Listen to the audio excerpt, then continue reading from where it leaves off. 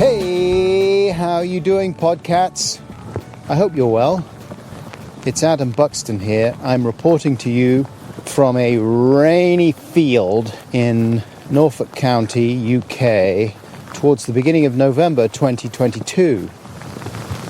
I came out on this walk about half an hour ago to record my podcast intro this week, and it was glorious and sunny, a bit blustery, but very beautiful, incredible autumnal colours. Anyway, I should have taken that bluster a bit more seriously. If I was more in tune with nature, I would have known that rain was on its way. I suppose I also could have figured that out from the giant bank of dark cloud that was coming my way. But then when I went to press the record button on my dictaphone, I got the no battery symbol. Had to walk back to the house, get some new batteries, and by the time I was ready to come back out again, the weather had gone inclement. Also, Rosie decided that she no longer wanted to go out. Maybe she had figured out that the weather wasn't going to be that nice. And the prospect of curling up in front of the fire with my wife in my wife's study was more attractive to Rosie. So she's not with me this week again, I'm sorry to tell you.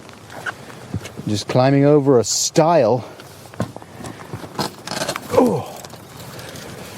Thank you so much. I really hope you're well. Just talking to the stile there. I'm very style conscious. But yeah, Rosie didn't want to come out. Also, I got a message this week from Stuart Taylor. Hi Stuart, thanks for your message. He said, "Hi Adam, I just wanted to say that it's worth bearing in mind, you may already know, that dogs are crepuscular and that you will more likely get the best behaviours from Rosie at these times of day." Well, I had a vague idea what crepuscular meant, but I googled it, and it means appearing or active in twilight, which is a series of 5 vampire-themed romance fantasy films based on 4 novels published by author Stephanie Meyer.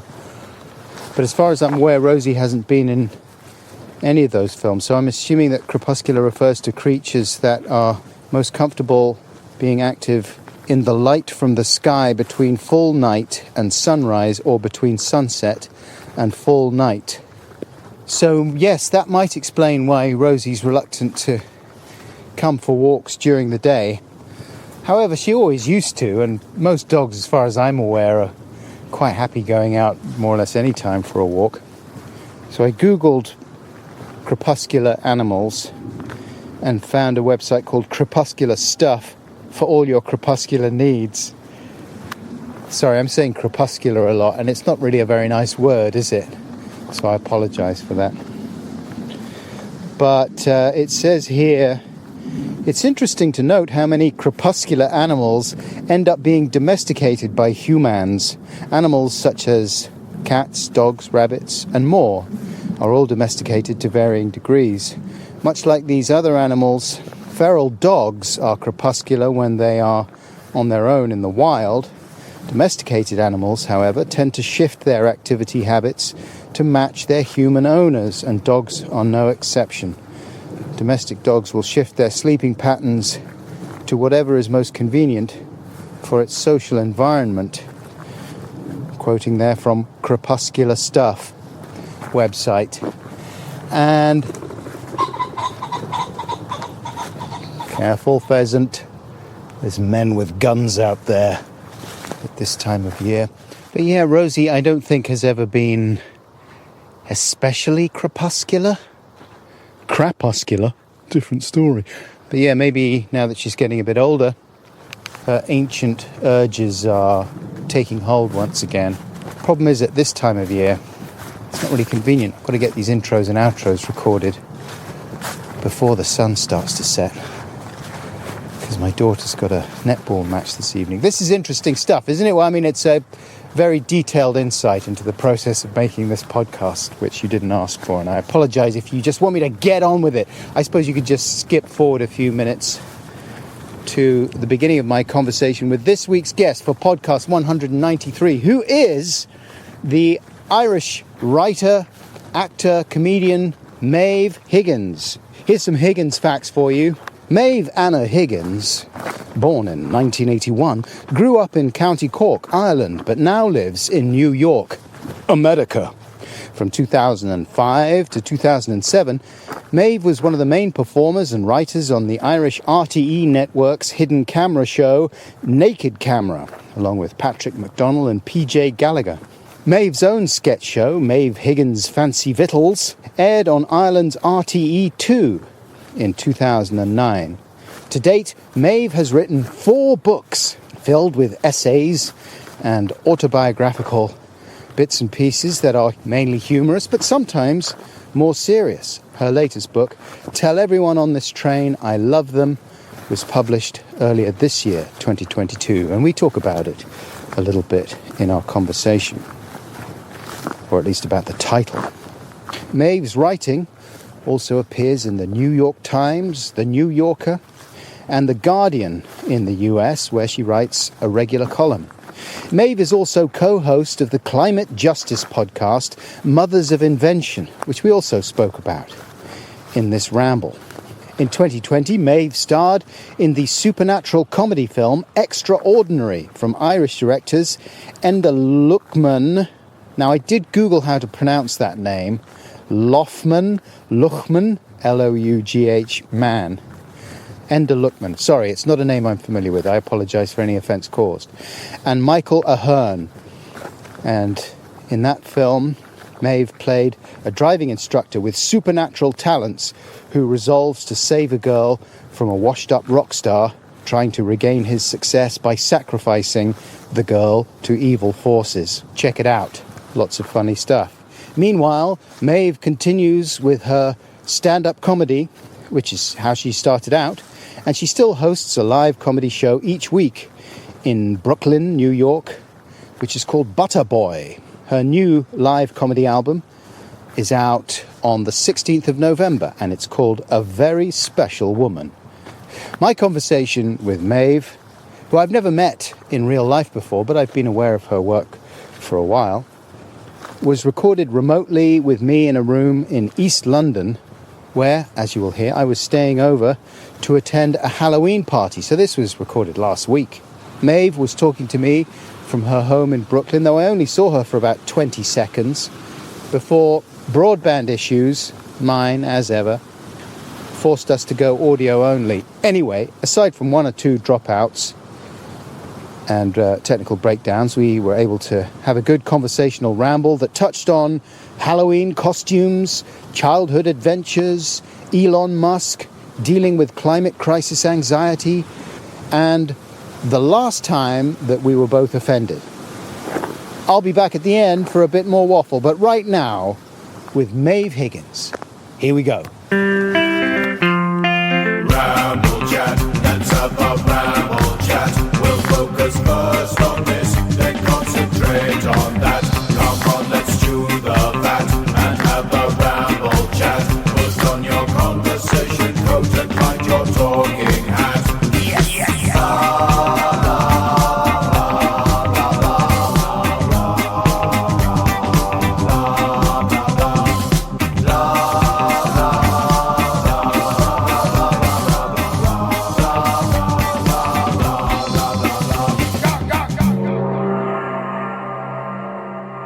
How was the death of the Queen received in New York City? It was funny because, you know, lots of my like Arab friends were, you know, checking in with me, like laughing. And I was like, I know, I get it. Former colonies of Britain, obviously, we were all remarking on it, but I didn't feel anything really. You know, it was just like a thing that happened. What you are...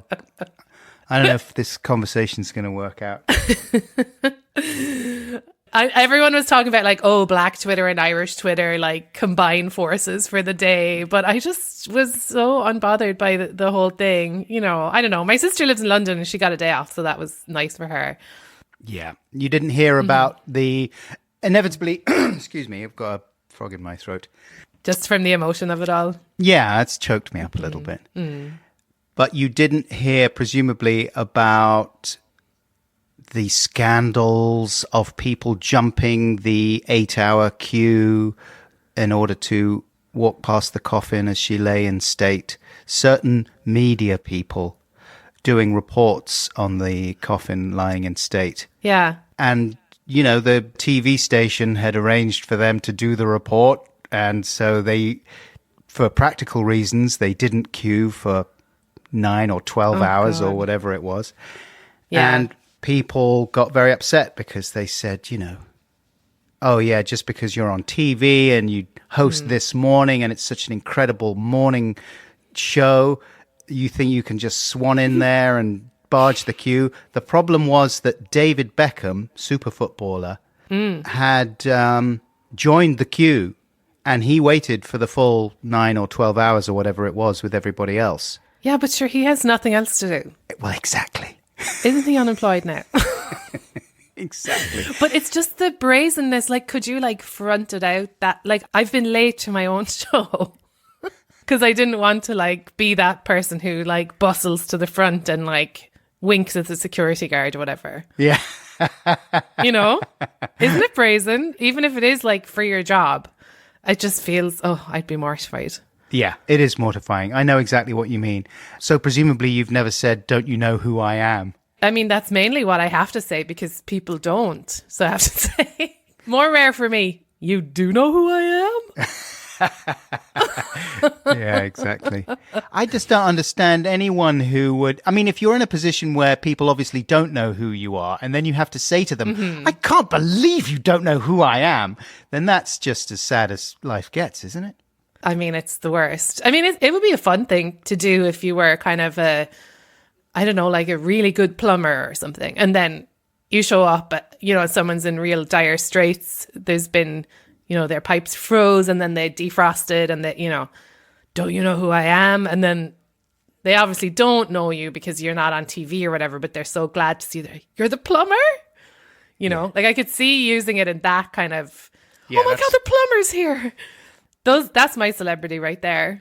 Yeah, everybody needs a plumber. Have you got a plumber friend? Oh, God. I don't know. I mean, there's like a guy who does our building maintenance and he does a bit of everything badly. He does like everything badly.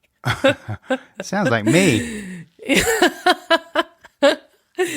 I do know a guy, you know, if the worst comes to the worst. But like, it's not like if I was home in Ireland, I just have such a wide network of tradesmen. I really do. There, I've said it. I've shown my cards at him. It's the dream. Yeah. I mean, we're out in the middle of East Anglia. Yeah. We've got a few friendly tradesmen, but they're quite grudging because we live close to this farm that is owned by my wife's family. So we sometimes... Okay, Lord of the Manor. Well, it is sort of like that. And so we're sometimes able to use some of the people that work on the farm, some of their plumbers and things like that. Yeah, the serfs that you own. That's right, yes. But I do sometimes sense a little bit of resentment from them. Like, you know, I actually have a job and now I'm expected to come around and do a favor for you because you're part of the family. I know. But that's livable. I mean, the thing with me is I'm like my brother-in-law is a carpenter. My brother-in-law is an electrician. So like they actually are my family. Yeah, that's perfect. How about doctors? Everyone needs a tame doctor. I'd love that now. No, I have another brother-in-law who's a pharmacist and that's really handy. Oh, yeah. For the club life. If you can get what I mean. Shut up. Free condoms. I actually don't even know what I mean. Free condoms. I think I meant like ecstasy or something, but then I was like, oh, I don't even know what the pharmaceutical name for that is. We have just started waffling away here, but you, Maeve, are in New York. Mm-hmm. I call it the Big Apple. Oh, where'd you get that name from? You just come up with this? It's based on the Roald Dahl story, and there was a peach that lands on the top of the Empire State Building, but I don't like peaches, so You just changed it? Yeah, I think of it as the Big Apple. You moved there around 2015, is that right? You know, I have to work that out, actually. I think next year is actually my 10th anniversary, so I think I moved here in either 2013 or 14. But I've been here for roughly 10 years. And hence my strong Brooklyn accent. You start your latest stand-up record with quite a good American accent. Yeah, I feel like I can do an American accent. I don't think it's that hard. It's certainly harder for them to do an Irish accent. Right. And also there's like, they all kind of sound the same over here. Whereas like in the UK and in Ireland, we have these like regional accents that vary from, 3 miles away. Some can sound totally different. But here it's kind of, there's like the Southern accent and like maybe Cajuns and stuff. But generally people all strive to sound the same, even though it's such a big country. Right, okay. Maeve Higgins says Americans all sound the same. Oh dear, it's not going to go well for you. Whereabouts in New York do you live? I live in Brooklyn, and I just found out recently there's all these cool like pigeons on a building near me. Like on kind of a former housing project roof, they keep pigeons. And not like, no offense, like not like London, scraggly, like one-eyed, dying, filthy pigeons. Beautiful. Not rats with wings. Yeah. There's all these gorgeous pigeons who fly and they make those murmurations in the sky. They're really gorgeous. And I was looking at them the other day and some guy told me they belong to Mike Tyson. So that's my neighborhood, I guess. Mike Tyson was born in Bed-Stuy. I don't think he lives here anymore, but he still keeps his pigeons near where I live. Oh my God, that sounds like a setup for some kind of joke that has an appalling punchline that I can't think of. Yeah, it really does. But I will end the story there. That's where it ends. Thank goodness. So that's where I live, pretty far from where I grew up, which is Cove in Ireland, which is just an, island on the south coast of Ireland, which is very pretty and is the last place Titanic stopped. It's kind of a nautical, sad, tragic history. That's where I come from. Yeah. And Cove is spelt C-O-B-H, is that right? That's right. Yeah. I mean, that's just nonsense. Look at you. It actually is, Adam. Cove is actually a made up word. And it's because there was a slight panic when Ireland, fought and got its independence from Britain. There was this rush on to change all the English names, like street names, town names, everything. And so Cove was called Queenstown because Queen Victoria had like sailed past it once. And so they were like, we have to change it. Like, it's an island in a cove, like C-O-V-E, like the English word cove. Yeah. They were like, okay, but we can't use an English word. So they were, okay, we'll just spell it like this, like C-O-V-A-B-H, which is not an Irish word. It just sounds kind of Irish. So it isn't a real word. Good one. So I wasn't being as offensive as... No, you weren't. Okay. You were bang on the money. All right, good. And how are things in Brooklyn, New York tonight, Halloween 2022? What's it looking like? Well, it's the afternoon over there. It's the afternoon. I'm already, psyched. I love it. It is actually it's the biggest holiday. It's the most popular holiday here, I think, because we all have different holidays in New York. There's like, we just had Diwali and there's the Jewish holidays and Thanksgiving, Christmas. There's such a range of people, but everybody seems to go for Halloween. Everyone loves Satan. I mean, it's what we've got in common. Yeah. The darkness is inside all of us. So, it's cool. Like, I'm going to my friend's house later to give out sweets to kids and... Oh, no, the connection's dropped. Oh, Adam, are you there? I can't hear you. Why isn't anything easy? Are you back? I'm now connected. Yes, I'm back. Oh, yes. Great. Okay. Maeve, I apologize for these technical problems. I thank you for your patience. I mean, don't you think it's because it's Halloween? But Satan likes podcasts, doesn't he? I think he invented them, or she. Yeah, I think Satan definitely came up with the idea of podcasts. And Satan is the one who puts it into people's minds. Hey, why don't you start a podcast?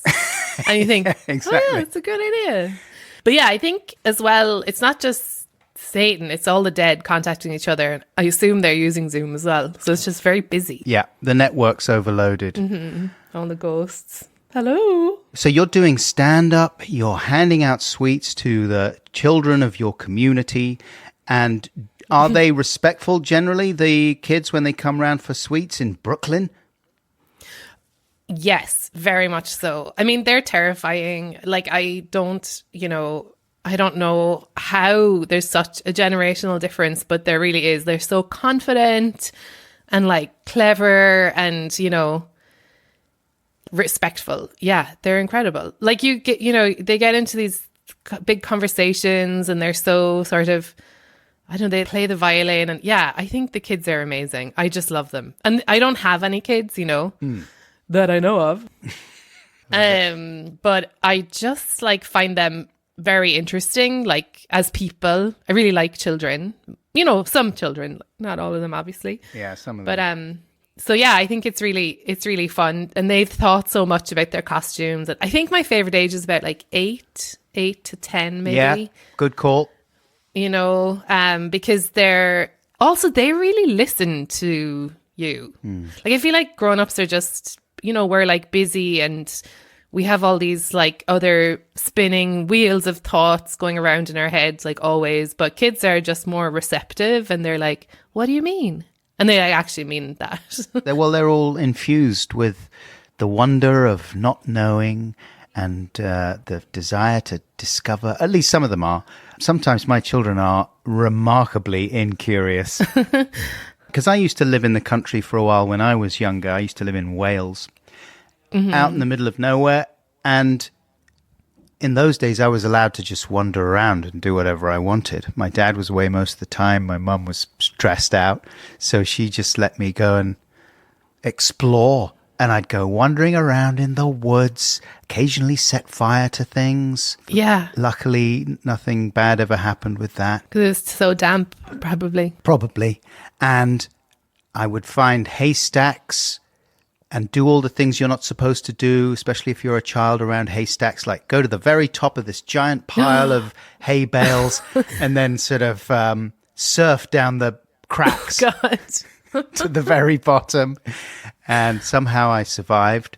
And they also had big, long storm drains that would run for miles under these fields. And I would crawl down the storm drains. It was wicked. Yeah, like this is, now it does sound like a farm safety ad. Like your voiceover would be at the start and then there'd just be like a little white coffin, like outside the church. But of course, that's so brilliant. And yeah, I had a rural childhood as well. And, not a lot of money. And we used to just, like, sometimes I think I'm romanticizing it, but we really did spend a lot of time just outside or inside reading or like making concrete blocks with my dad, which you're definitely not supposed to do that because like lime in the concrete, we know that now, but it was really fun. And did your dad just like making concrete blocks or was that his job? It was his job. Yeah, no, he did it, I guess, for work and for building around the house and stuff. Yeah.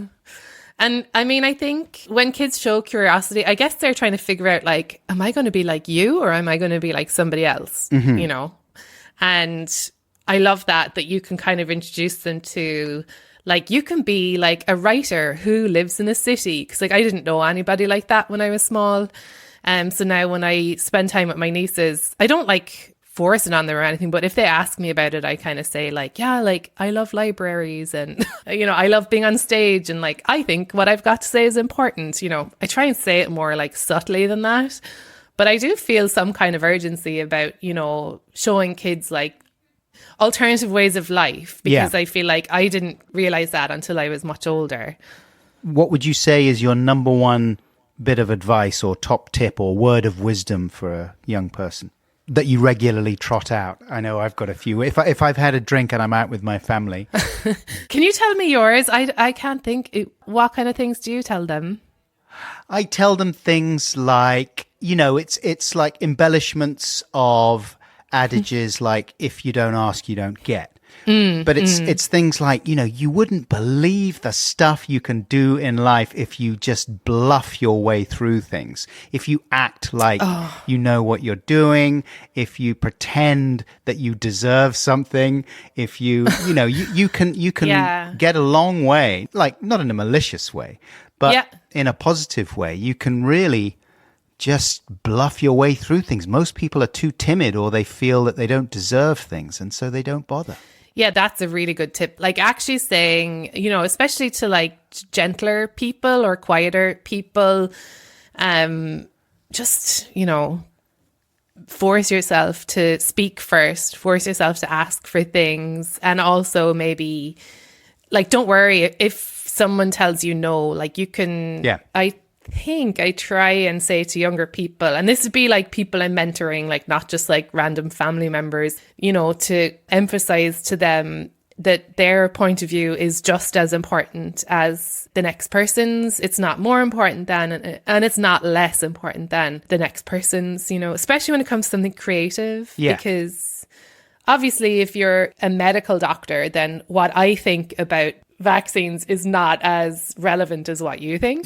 But when it comes to like comedy or opinion writing or any of the other stuff that I do, then it's absolutely essential to remind yourself, what I think is worth saying, and I'll find a home to say it in, even if this is the wrong one at the moment. Because nobody's going to ask you, really, Adam. Sure, they're not. Like a lot of us anyway, they're not going to ask us, what do you think about this? Or do you have anything to add here? They're not going to ask. So you have to really push it, Yeah, you have to. I mean, you find that out as a comedian when you go on a panel show and you suddenly see what it takes to be successful on those kinds of shows. And it's really not about being polite. That's the last thing you need. In normal life, I like polite people. I like people who listen and wait until you finish speaking before they start speaking. But those skills don't really wash on a panel show, especially a TV panel show. Yeah, I mean, personally, I don't like TV panel shows, like watching them or doing them. But I do this radio show over here called Wait, Wait, Don't Tell Me. And it's this really long-running kind of institution that's on every Saturday morning. Oh, that's the NPR news quiz. Yeah, that's right. I find it so fun. I mean, it's in front of a live audience, so that's really, that makes you sharper and faster. But the other thing is, like what you said, you can't just like wait for the host to say, Maeve, do you have thoughts on that? Yeah. You have to get in early and you have to get in strong. And a lot of what you say won't even make it, but that's fine. That just means you have to say more. And I cannot tell you how like against my instincts that is, but I can tell you how much better it makes me at that show by just definitely forcing myself. But what I don't think is right is that you're not polite, because what I really like doing on that show is also like building off of what other people say, or even maybe like repeating it if there's a new panelist. Or I think you can combine being humane and being like dominant and funny, I think. Yeah, I'm sure you're right. I am right. You piece of shit. Sorry. just kidding.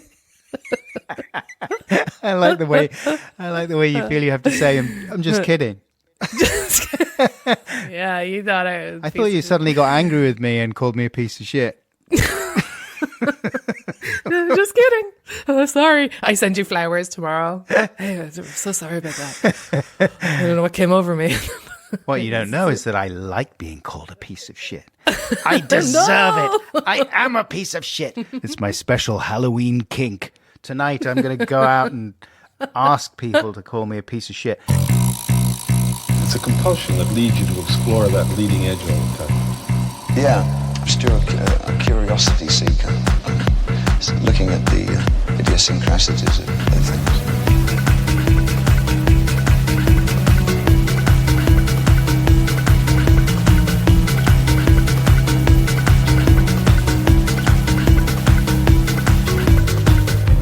A mountain or a tree is the manifestation of forces that we are not capable of dealing with. I'm very drunk in this. To circle back to the wonderful world of Halloween, later tonight, I am going to a Halloween costume party. I haven't been to one for several years. There's a couple of friends of mine over here who always have an extremely elaborate costume party, invite loads and loads of people, many comedy people that I know from back in the day. But since we've been living out in the country, I've only been like a couple of times in the last 10 years. And I always find it quite overwhelming, the whole business of what I'm going to wear. Like, I'll give you an example of some of the costumes. That you've worn or they're No, all wearing? that other people have worn. Oh, yeah, that's hard. Because it's a lot of people from film and television, so sometimes they get professional makeup jobs. One guy turned up at the last party that I went to, and he was Kiefer Sutherland in The Lost Boys, the vampire movie. And he'd had professionally applied prosthetics. Prosthetics? Yeah, to build up his forehead with weird Lost Boy bumps. And he had the teeth and makeup, and he had a professional wig, and it was Jesus. It's very good, but at the same time, not something that you could realistically compete with or even approximate. Even if you just went as, Kiefer Sutherland. Yeah. Just a kind of a shirt and... Yeah, and a guitar. And you could say, I've got a band. It's not all about 24. That's still my Kiefer Sutherland frame of reference. There's more to me than that. Yeah, so what? Donald was my dad. So what? I'm my own man. Look at my guitar. Yeah, exactly. But you're not going to do that, right? You're not going to hire somebody. Especially not tonight, because I've just come from Norwich. So I couldn't put an elaborate costume on the back of my bike, even if I wanted to. So tonight, well, I'm not sure exactly what I am dressing up as. I was hoping that you might be able to give me a funny line to describe the costume that I've cobbled together. So what it is basically is just a lab coat that I've sprayed some red paint over so it looks blood spattered. Okay. And I've had it for years and years. I used it for a music video I made about 15 years ago or something. Yeah. So I thought, I could use that. And then I kind of retrofitted the rest of the costume around it. And I thought, well, okay, I've got a bowler hat. Oh. I'll wear the bowler hat. I'll wear a white shirt and a black tie and sort of smart trousers with this blood-spattered lab coat over the top. It feels like a thing. Yeah. But I don't know what thing it is. And I was imagining, like, well, what are you going to say if people come up to you and say, what are you? What are you? So, initial thoughts, I could say, I work at the Treasury. What about, like, I cut inflation, Yes. I cut inflation. This is good. Because I don't know what that means really, but like, it's like cutting and there's blood. Because it sounds like you're a butcher banker. Exactly. Because you have the hat from Mary Poppins and then you have the lab, or like you're an economist or something. That's right. I was thinking I could say I'm an economist, but it's not the economist's fault, is it? The financial crisis over here in the UK. It's not their fault, but they're so bad at their jobs. That is their fault, that they chose to be economists in the first place. Well, I'm imagining, when I say economist, I'm imagining someone who observes the economy and explains it to other people rather than someone who is in control of it. Yeah, but don't you think even the ones that explain it, like they're always like all that can happen in capitalism is like a series of crises. Mm-hmm. So why do you need to be an economist? Like, just go and do something useful, please. So I don't want you to be maybe you could be a dead economist, that would be fine. Or you could be, I think, a butcher banker. Like I carved up the world kind of thing. But Adam, this is very dark. Like, especially if this is like, a fun party with like comedy people, they probably just want you to be, I don't know, like the Easter bunny that died or something. No, but it's not that kind of thing. There's always people who turn up in edgy costumes. A few years ago, someone was Kim Jong-un or Il, or whichever one was being called the Rocket Man by Donald Trump. Wait, was it a Korean person? No, it wasn't a Korean person. And yes, it did cause some consternation on social media. Oh my God. I don't know. Well, you could just go. Is this really mean to like you to go as that costume, and then when people say like, "Who? Hey Adam, who are you supposed to be?" Then you like, you say, "What do you mean? You don't know?" Oh, yes. Sorry, you're talking about my bowler hat and blood spattered jacket. Right. Okay. I thought you were going next level meta, and you were suggesting that I go as Kim Jong-il. And then when people ask me what the hell I'm doing, I say, I'm going as that other comedian who dressed up as Kim Jong-il. Because it was horrific, the appropriation. That's really funny. Yeah. I mean, you could also just wear whatever you want and then be like, what? I'm Muhammad Ali, and just like get the feedback. That would confuse them. What is the best costume that you ever wore to a fancy dress party? I remember when we were kids, we went as like Alice in Wonderland, the whole lot of us, and I was the card. Like I was the playing card. Yeah. And I remember like I had to get into the car and lie across like my sisters, because there was like 8 of us there was 8 kids in the family. So we were, the cat, the teacup, Alice, like all of us had, a pretty big role, but somehow I ended up being the card. But what I liked about that is that it was a group effort, I did like all of us being this gang that was a visual of Alice in Wonderland, which is a book that I really loved when I was small. So I think that was probably the best one, but I don't think we won anything. That's good. A card. Did you ever do like a group thing with your kids or anything where you all went as, like a host of bumblebees or something like that? Oh, I wish we had, but no, we never did anything like that. I could never really take Halloween seriously. I think I was just a bit of a grouch about the whole thing. I just thought this ridiculous. We don't do Halloween in this country. It's just an excuse to make a lot of money selling more tat and pass around more bloody sweets. We don't need more sweets for the children, for crying out loud.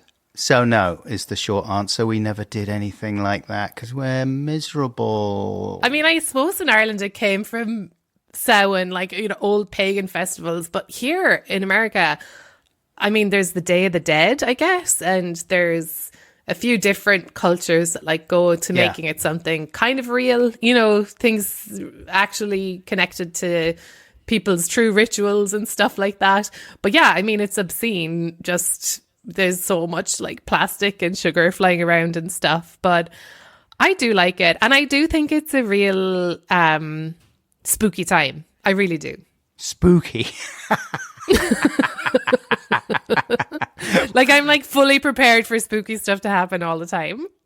Do you Like, it's believe scary. in spooky things? I think I do, yeah. I mean, I definitely think there's sometimes when, this idea of thin places or like times when things you're just a little bit closer to other realms.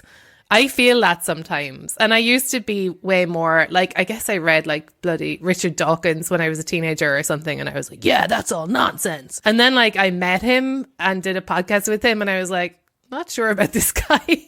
And, now I'm just like, yes, I'm going to be rational, but I'm also going to be respectful of like my heritage and other people's rituals and traditions. And I'm going to be more open to understanding that there's more to life than meets the eye. Yeah, exactly. It's nice to leave yourself a little bit open to the possibility. Like, I think some of the more fundamentalist atheist factions are especially contemptuous for people who call themselves, what's the word if you're somewhere in the middle? Agnostic? Agnostic. They're like, well, the believers, good for them. At least they believe in something. But what is worse than an agnostic? Right. And I always think like, well, I don't mind people who occupy the center ground or say, I don't know. I'm not sure. Yeah, I mean, that's actually like more true to what science is than them saying, we know for sure that this is not possible. Like, that's like not good science to be like, we have the exact answer. And, because it should be always changing and being investigated. And yeah. Speaking of science, you are occasionally or always a co-host of a podcast with the astrophysicist Neil deGrasse Tyson. Is that right? Oh, I did that for a while. Yeah, it's called Star Talk. Yeah. But I haven't done that in ages, actually. But that's a really fun show because Neil deGrasse Tyson is, you know, the real deal. He's this amazing astrophysicist, and he makes a podcast where it's comedians and scientists. Just a bit kind like of, the Infinite Monkey Cage over here, I suppose. I think it is like that. Yeah. Yeah. In more recent years, I've been co-hosting a climate podcast, which is pretty sciencey too. But it definitely had more emphasis on the kind of, I don't know, the indigenous sciences and more ancient wisdom that's really helpful in dealing with the climate crisis today. Oh, yeah. And that was more my speed. Mm-hmm. Is that the one you present with the former Irish Prime Minister? Yeah, she's the former President of Ireland. President? Actually, Mary Robinson. Oh, I've revealed my ignorance again. Damn it. I apologise, Irish folks. It's totally fine. The former Queen of Ireland. There you go. She was president when I was a child. She was the first woman president, and she went on then to be Human Rights Commissioner at the UN. She's wonderful, and I've been mentoring her that whole time. And we did this, you know, she basically wanted to make a documentary about climate justice because she's obsessed with it. It's really important to her. It's kind of you know what it is, I'm sure, but like it's human rights and the climate crisis and where those things intersect.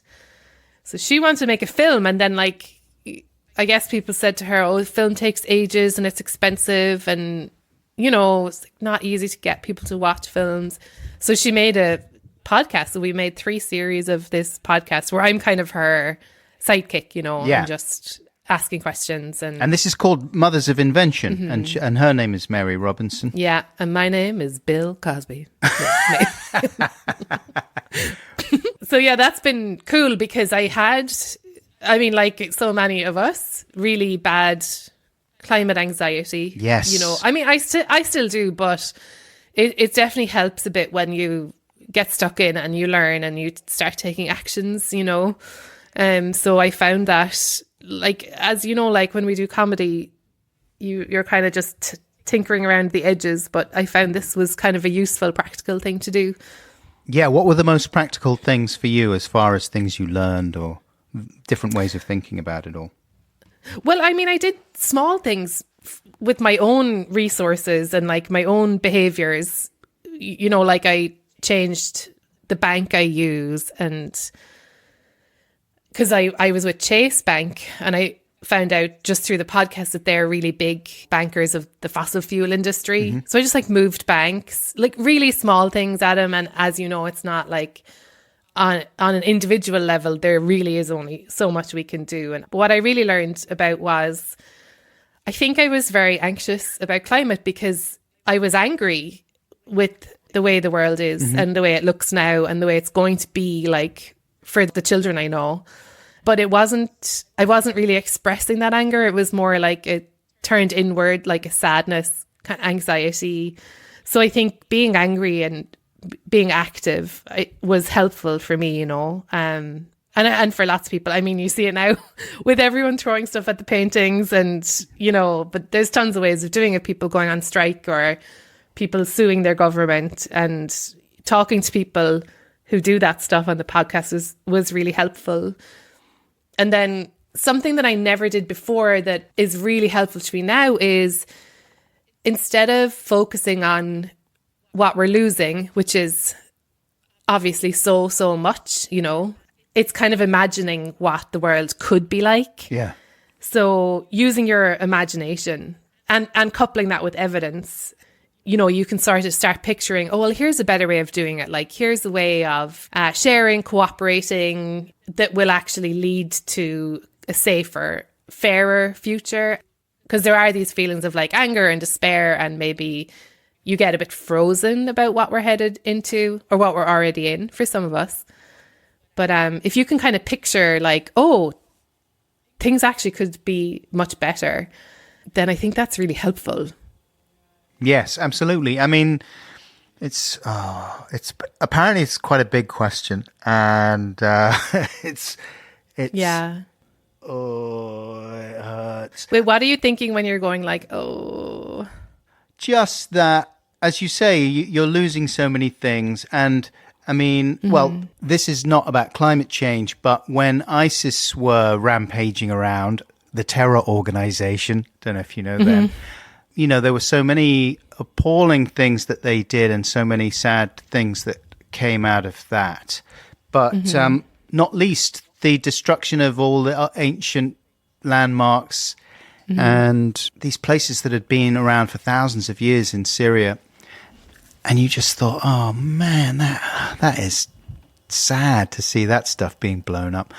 It is really sad. And I absolutely get why you mention sort of like ancient monuments and like beautiful thousands of years of kind of, you know, human endeavor and human accomplishment and artistry.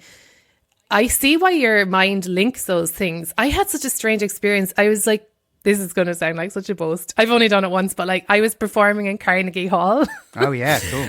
And for some reason in rehearsal, I had this where, you know, there was no audience there or anything. We were just sound checking really. And I felt this really like intense wave of sadness when I was looking out at it's very pretty, you know, it's like plush velvet and gilt-edged boxes. And for some reason there doing sound check, I was like, oh God, like humans have come so far. Like we really have, like, look what we've created, like this city and this space for art and music. And it's just so elegant and at the same time, what we're capable of, you know, all of this progress also can cause such destruction. So I think those things do make sense together because, you know, it's almost like at the peak of human achievement that we're causing our own undoing. And the planet will probably be fine, you know, it will exist in some way, but we won't. So I think that's the sadness that I feel something when I see like destruction of kind of the best parts of humanity. I think it does go hand in hand with this like addiction to growth. But I think that's why it's important as well to hang on to, well, those people thousands of years ago were building these fabulous temples, and it wasn't a utopia back then, but it was a lot, you know, it was a lot more sustainable, and they were maybe working more cooperatively. And I do think it's interesting to look back at the past for clues about the future, you know, because it's only been like the last 200 years that we've really started to mess things up. Yes. Although, you know, if you're one of the Steven Pinkers of the world or people who look on the positive side, you know, along with those destructive bits of progress, there's some incredible stuff that has just transformed people's lives. People who 300 years ago wouldn't have made it beyond 40 if they were lucky are now living, you know. Yeah, they're now living and and working in supermarkets until they're 79.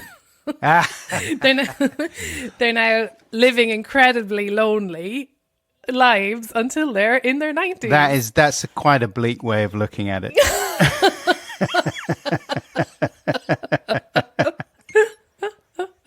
I know. And there's me then. You got to imagine a brighter future. Were you disappointed that the COVID pandemic wasn't a bit more severe?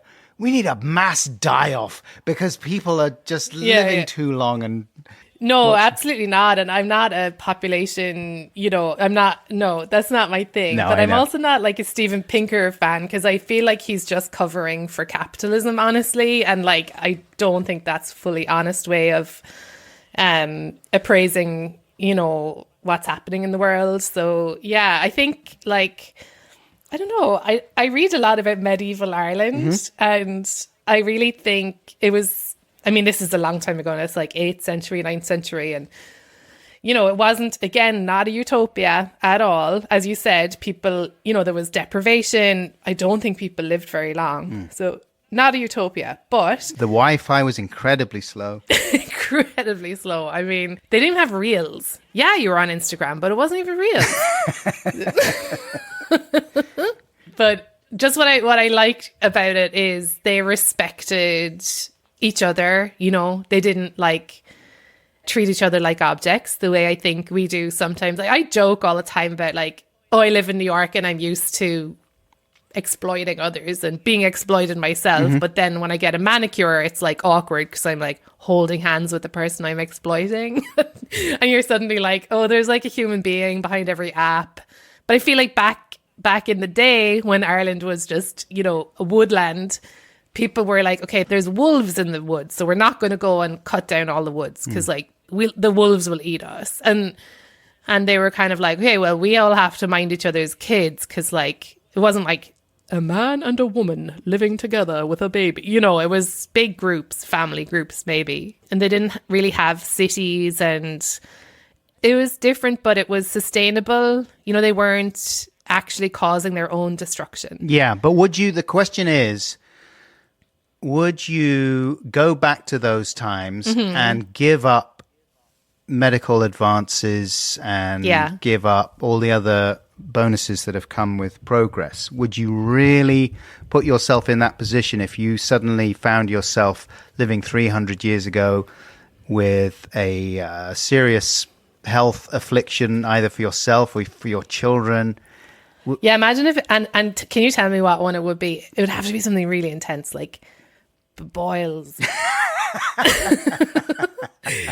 Then I'll have to be truthful and say, oh yeah, I want to be covered in boils looking at the woods afraid of the wolves. No, but I think we can just remember that we used to be able to. Yes, exactly. It's got to be possible to cherry pick the best bits and not throw the baby out with the bathwater. That's the thing, isn't it? Yeah, and also like listen to, you know, people who still hold that insight and not listen to people that are just, I don't know, like rich and want to move to Mars or something. Like that's insane. You're talking about Elon. If you want to be mean about Elon, just come out and say it.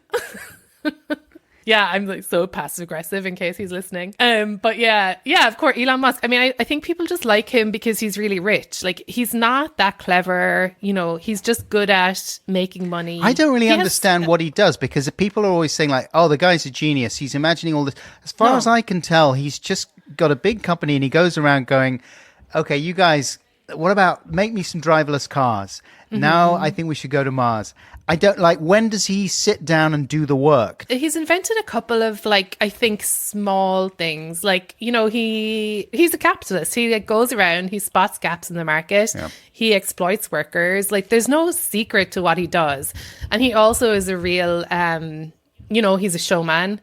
But like the wild thing about him is he wants so much to be funny. He's not funny. And like, you know, people like that are trouble. Yeah, he's not a great showman, is he? If his idea of a great show is walking in with the sink, and he said, what did he say? The line was like, let that sink in. Let that sink in. But surely it would be like, let this sink in, because he's carrying the sink. Anyway, whatever. I was just thinking, is that definitely the best joke? And, you know, it's like very easy to mock him. He seems to have like some issues with like how, you know, I don't know what's going on with him, but he's so respected. Like people, like tech people have like, you know, what would Elon do? And it's like, he's a disruptive force actually. And like, just because he has a lot of money, you think he's smart? No, that isn't how it works anymore. Like we're in deep trouble and like, we don't need to listen to him. I think you're going a bit hard on Elon now. That's the thing. If he did something practical, like if he like managed to get rid of period pain, or like if he managed to like, you know, solve world hunger, which literally Oxfam gave him a plan to do that, or one NGO gave him a plan to do that.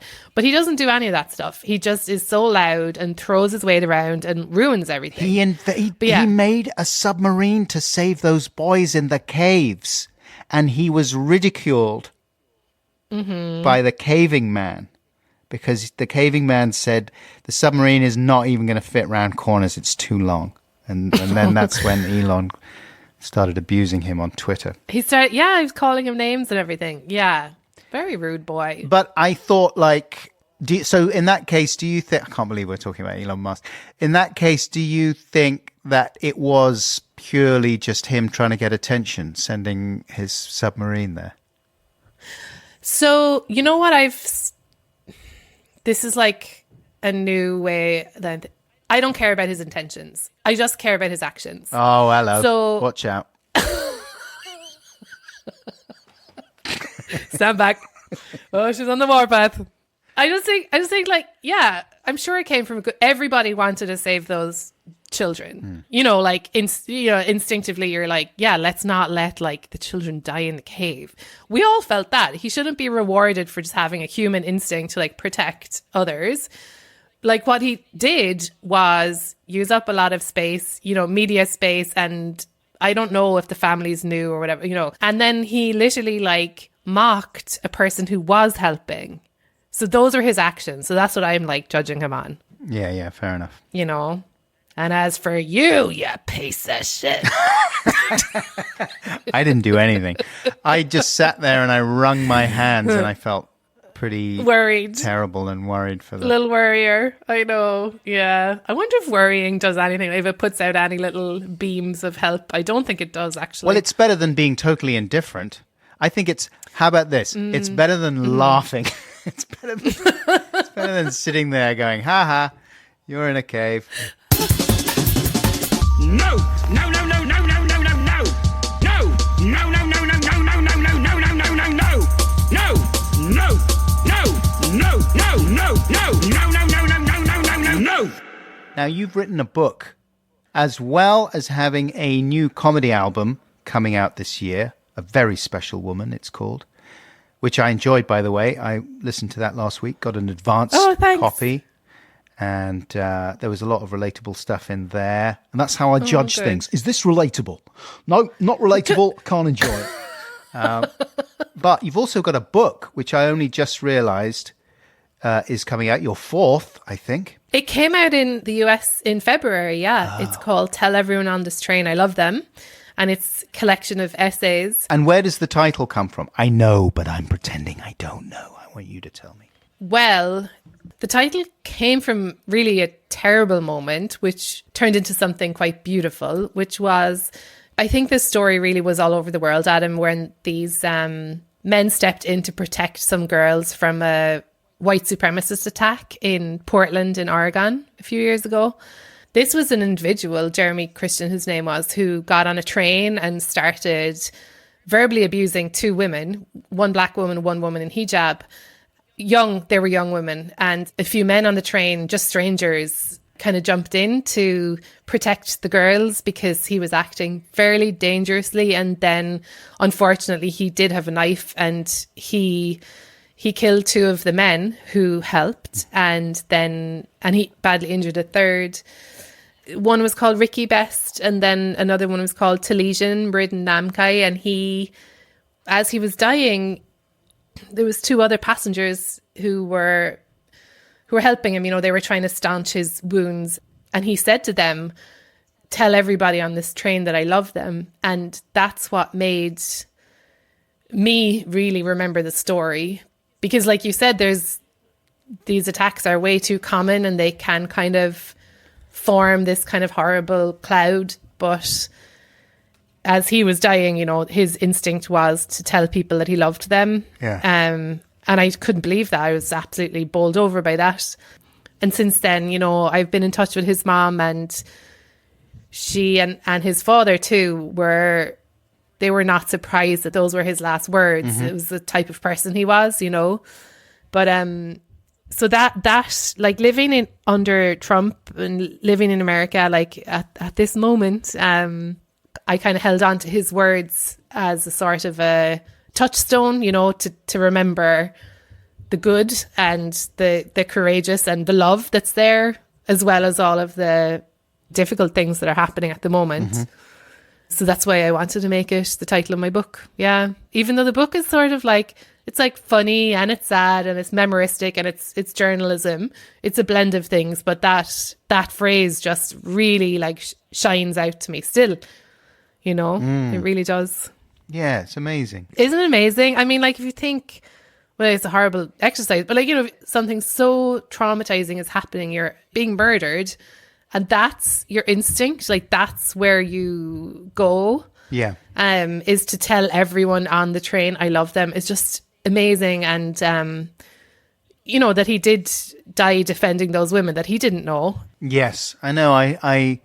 It sort of makes you wonder how you might face your last moments as well. In addition to thinking about what he did and that whole incident, your mind, or my mind, then goes to, what am I going to say? What are my last words going to be? Right. And could it be anything approximating that level of kind of equanimity and love, I suppose? It's like, I don't remember who said it, but I loved it about how you never know the story of a person's life really until their obituary. And that's actually really hopeful, because that means that you could be 85 years old and you say, well, my life has been like this and that's the end of it. It's not the end of it. Until you actually die, you still can change, you can grow, you can do something new. There's so much potential, really. In the last 5 years of their life, they moved to the far right, that kind of thing.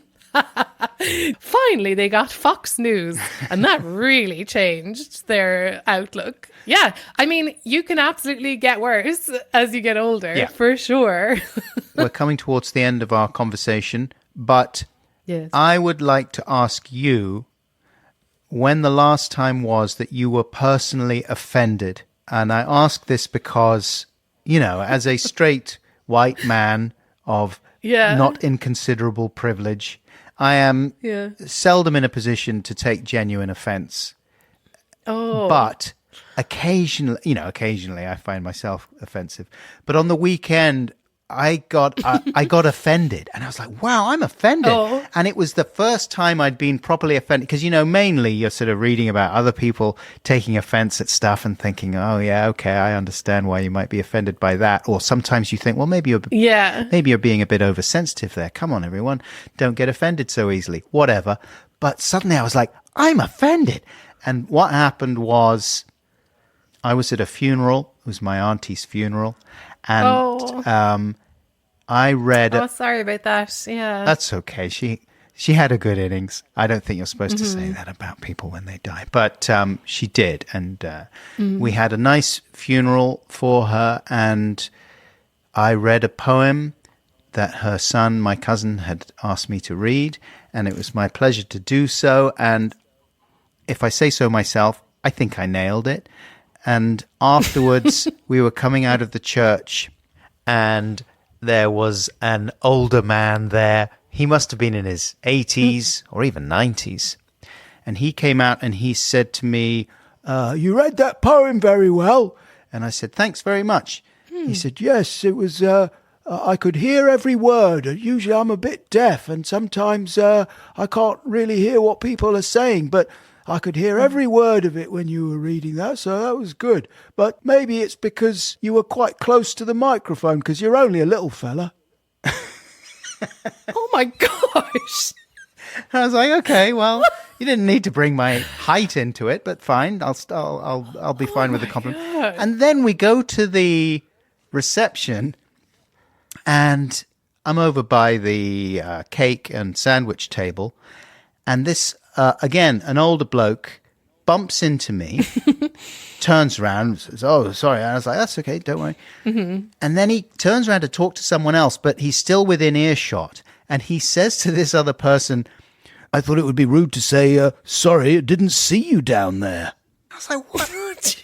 What is it with these people thinking I'm like tiny? And what would happen if there was a real genuine person of restricted growth wandering around in the... they would have... Oh, they'd have a field day. They'd go nuts. It would be like Colin Farrell in Bruges. But yeah, I was like, okay, once is sort of excusable, but twice it's like, I'm a bit offended. I'm not that small. Come on. And it suddenly gave me a weird little... obviously I was not very offended, and I got over it. But it was a funny thing to suddenly feel like, fuck off. I don't normally have that experience. You know what I mean?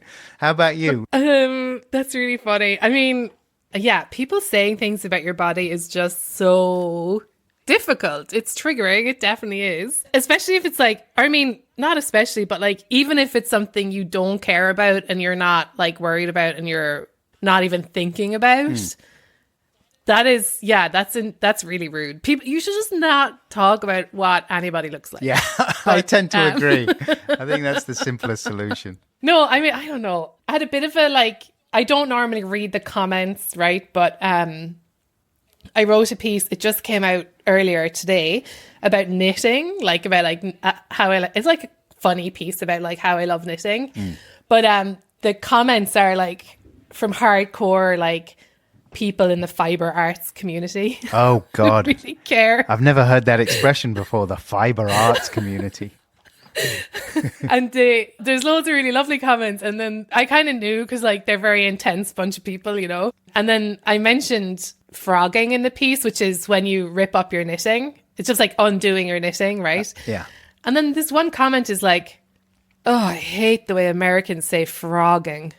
Oh, why can't they just say unpick your knitting the way we do in the UK? And it was just like, what? Like, again, this is like a comment on the internet, you know, so it definitely shouldn't. It didn't really get to me, but I was a bit like, oh my goodness, I'm bringing, you know, like I'm talking about, we all love knitting. That's why we're here. Yeah. Like we love knitting because it's like good for anxiety. You're making something yourself. Like there's like a million reasons that I listed why like we love knitting, and you feel so moved that you like, I think you have to like log into the Guardian. I think you have to be a member or something to actually make a comment. And the comment they made was they didn't like the word I used for unpicking my knitting because it was like too American, you know.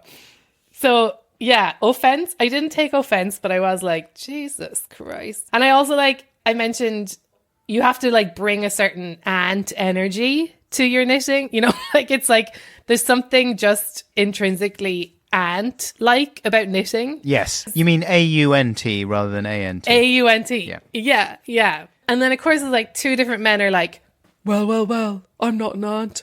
Now I'm going to be nervous about doing my knitting on the train. And it's like, no, I didn't say you had to be an ant. I just said, like, you have to bring an ant energy. Anybody could bring an ant energy. Like, you're the one putting words in my mouth. So, yeah, I've been having kind of a internal dialogue with, like, my fellow knitters.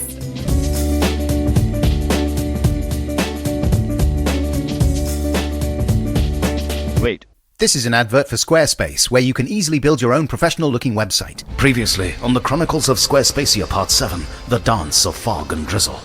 Your Majesty, the Duchess of Catherine is here to see you. Ah, Catherine, come closer so I may share with you the complicated details of the succession prophecy. So, Your Majesty, I've been thinking, because this is going to stop the 52 kingdoms of Squarespacia going to war, you should just put the details of the prophecy on a website to avoid confusion. But I'm not good with computers, Catherine. You don't need to be. Just visit squarespace.com, and as part of a free trial, play around with some of the many great-looking templates they have there. Select a nice epic layout, type the prophecy into a text box, drag in some pictures. Dragons? Sure, whatever. And in just a few minutes, your prophecy website will be ready to go live. Plus, you can set up an online store, collect email subscribers, and send out newsletters and email campaigns to all 52 kingdoms, thereby avoiding centuries of bloodshed. Oh, but we've got a contract for 8 seasons of bloodshed, Catherine. You can also save 10% off your first purchase of a Squarespace website or domain by using the offer code Buxton when you're ready to launch. Prepare the dragons! I must go to squarespace.com today! Continue.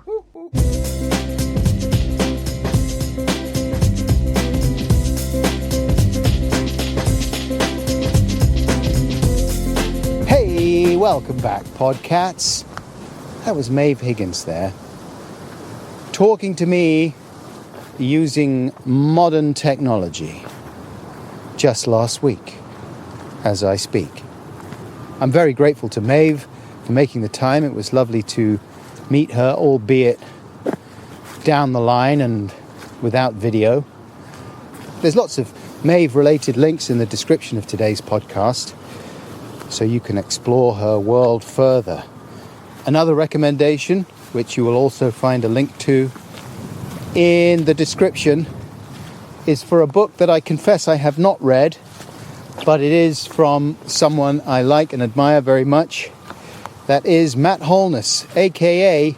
Garth Marenghi. And Garth has written a book called Terratome. Says the blurb on the Waterstones website, the mercurial horror maestro and star of Dark Place delivers a trio of blood-curdling tales from his long-lost opus in this side-splittingly spot-on parody of grisly supernatural blockbusters. Sci-Fi Bulletin says, beautifully bonkers! With a razor-sharp understanding of the genre, Garth Marenghi's prose is schlocky, corny, cliché-ridden and overwritten, full of dread and deliberately dreadful. In other words, addictive and quite perfect. There's also an audiobook which I am going to download as soon as I get back. And I see that it features Colin Holt as the voice of Liam Neeson, as the voice of Bruford, the psychedelic dugong. I love Colin Holt. Garth Marenghi's Terratome. Link in the description. Okay, I'm going to head back now before it starts raining again. Check on Rosie. She's very well, by the way. Thanks, Stuart, once again for your message. Stuart also says in his message, last thing, I have good experience of poodles and know how sensitive they can be. I mean, Rosie is not a pure poodle, obviously. She's a Whippet Poodle cross, but Stuart says, with this in mind, I'd just like to mention your shouted bye, and that Rosie may be associating that with times you might have shouted in anger. That would potentially make her less enthusiastic about walkies. Poodle types are so weird. Well, that gave me pause when I read that, no pun intended. And I tried to think, like, is that possible? Could I be triggering Rosie by shouting bye at the end of each podcast episode?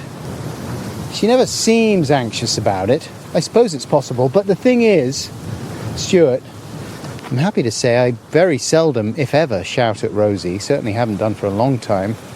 We don't have that kind of relationship. If I'm annoyed with her, I'm just very passive-aggressive, the way I am with my wife. My wife.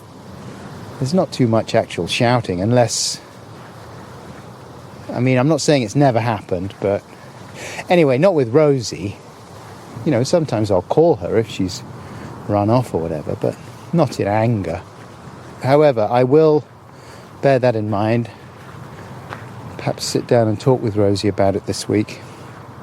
I have had messages in the past from people saying, God, I wish you wouldn't shout at the end of the podcast.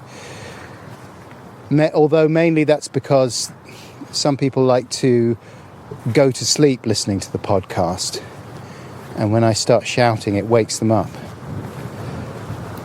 But yeah, maybe it's time for a new era of a slightly more mellow sign-off. Perhaps I'll try it out today. But before I do, I just want to say thanks very much. First of all, to Maeve Higgins, once again. Thank you, Maeve, for talking to me. Thanks, as ever, to Seamus Murphy-Mitchell for his enthusiasm and good nature and hard work, which he does to help me make this podcast. Couldn't do it without him. Thank you, Seamus. And thanks to Acast and all there who help bring in the sponsors and keep the show on the road. Thanks to Helen Green. She does the artwork for the podcast. And thanks most of all to you for coming back, listening right to the end. You're great. And that's why I'm going to give you an only slightly soggy hug. Come here.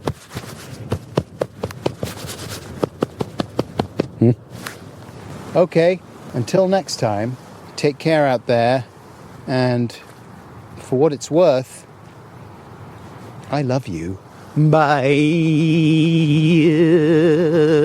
That's rubbish, isn't it? Okay, I won't do that one again, but I'll try and think of some other alternative to shouting at you, at least now and then.